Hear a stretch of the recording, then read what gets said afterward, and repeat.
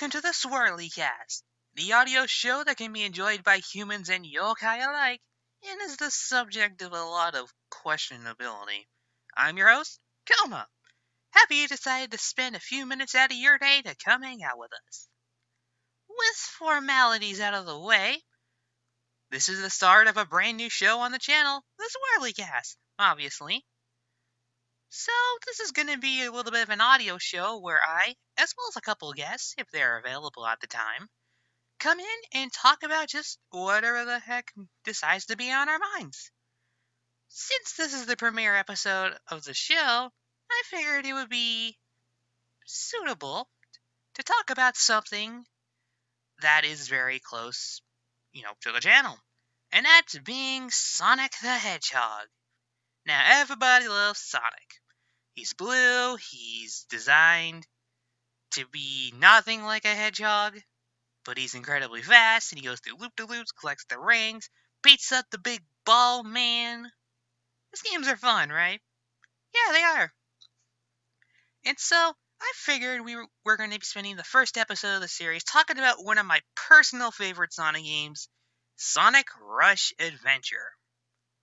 Now, this is going to be very weird because it isn't often that people say that Rush Adventure is one of their favorite Sonic games. On the contrary, actually, I don't see a whole lot of talk around the game, period, positive or negative. So I figured I would go ahead and start the fire and talk about what I really like about the game that makes me decide that it's one of my favorites, if not my personal favorite Sonic game. Aside from, well, very obvious answers, if you're familiar with my antics in the modding community, but that's a story for another day. So let's talk about Rush Adventure. What can be said about the game that hasn't been said already? It's the same Sonic Rush gameplay. You get to go through the boost, you get to do a bunch of cool tricks, you get to play as both Sonic and Blaze. It's the Sonic Rush experience that people come to know and expect. Good level design, the boost, all the tricks, all that other stuff. It's fun. One element that I don't really see get talked about a whole lot very often, though, is the boat riding mechanic, where you can ride different watercrafts in order to get from one island to the next via touchscreen minigames. And I always thought that these were pretty fun. The water bike is obviously the best one because you can do tricks in the air. You get to do a massive boost. It's really fun, and is definitely the best of all four minigames, in my humble opinion. The sailboat, not exactly that thrilling, but it's still pretty fun. You're in a massive battleship, and you get to gun down a whole bunch of robots that are trying to shoot you down with a bunch of cannonballs and stuff like that. That was pretty fun too. It's not as fun as the water bike because it isn't as engaging in my opinion, but it's fun. You're gonna be hearing me say that a lot, by the way. It has been fun. It's fun. If it's for friends who... Okay, I'm not gonna sing the song. The hovercraft is my second favorite of all the four vehicles, purely because, well, it has a lot of really interesting ideas behind it. For one, it's one of the only two vehicles that can go over foggy and icy terrain, so you can get to levels like Haunted Ship and Blizzard Peaks. But it also plays a little bit more similarly to the water bike, in that you're facing forward, and then you use the touchscreen to move, and to move left and right and forward. But one key difference that sets it all off apart is that you're actually gunning. So you have a massive pellet blaster. I think you can use it with the L and R buttons. And if you charge it up, you can do a massive charge shot, a la Mega Man. Which, by the way, is also good. It is possibly the subject of a future episode. And you can do a little bit of a spin to help deflect projectiles that are coming a little bit too close to your general direction. Things like mines and sharks. Because who doesn't like sharks? Getting PTSD from SRV2 kart. Ugh, sharks! Jaws! And the submarine isn't bad by any means. It's a rhythm minigame where you have to tap and trace to the beat. But really it's just an excuse to have more forced touchscreen things. It is technically the best performing vehicle in the game because it is like the sailboat, it has the longest reach, but it also can go over most of if not any terrain because, well, you're underwater. And it kind of feels like a shame that you don't have the freedom to choose whichever vehicle that you want. But that's one negative that I wouldn't be holding back. In terms of the raw Sonic in Play's gameplay, though, this is where the game, in fact, really shines. A main issue that I had with the original Sonic Rush is that its level design felt way too cheap and a little bit, crowded in most cases. Levels like Huge Crisis and Mirage Road, while not bad to run through, aren't exactly fun to replay. Because most of the time you're going to be locked in enemy gauntlets just trying to deal with a bunch of enemies. And you're just locked in there until you beat them all, and then only then can you only advance. Rush Adventure thankfully has removed all that. And it's possibly for the best because, you're going to be running at high speeds. There's nothing to put your speed to a halt. And that's the big issue I have with Sonic Rush and why I think it is the weakest of the two games. And yeah, Sonic Rush Adventure, you get to keep that speed flowing. Like, it's great.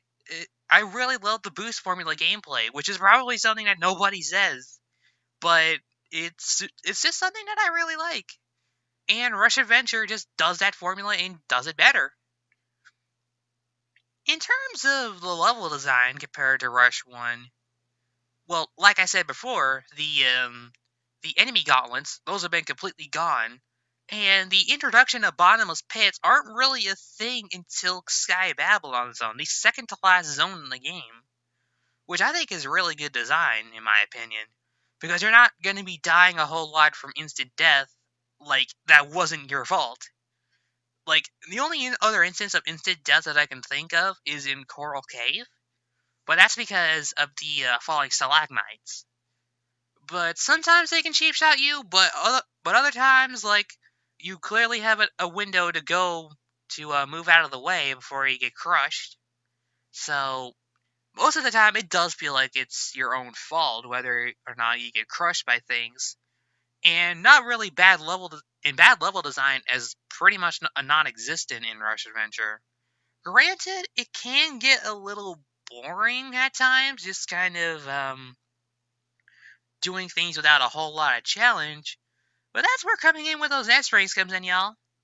Because, oh boy, it's a lot harder to get an S rank in Rush Adventure than it is getting the highest rank in Rush.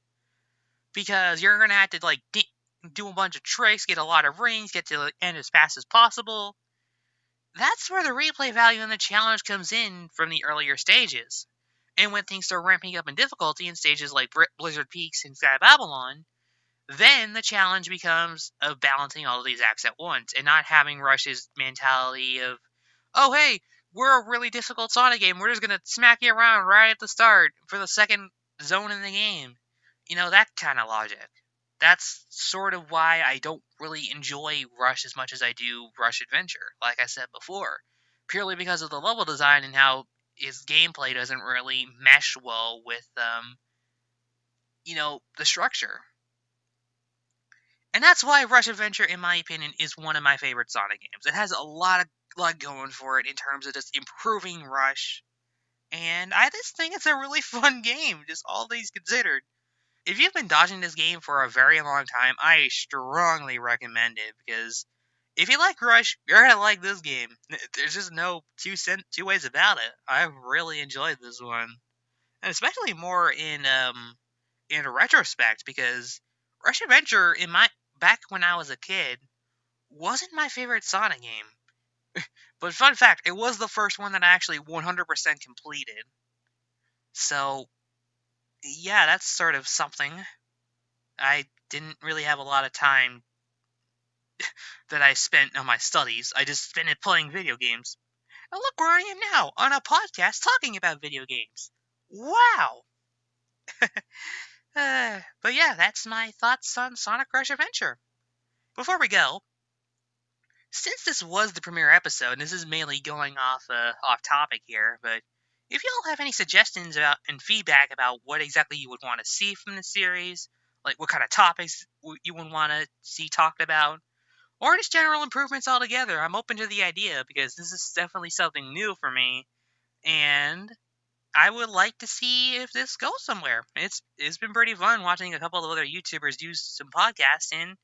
I thought about doing it myself, and I thought it turned out really well. But then again, things could always change. So with that, I'm happy you decided to spend a few minutes out of your day to come hang out with me.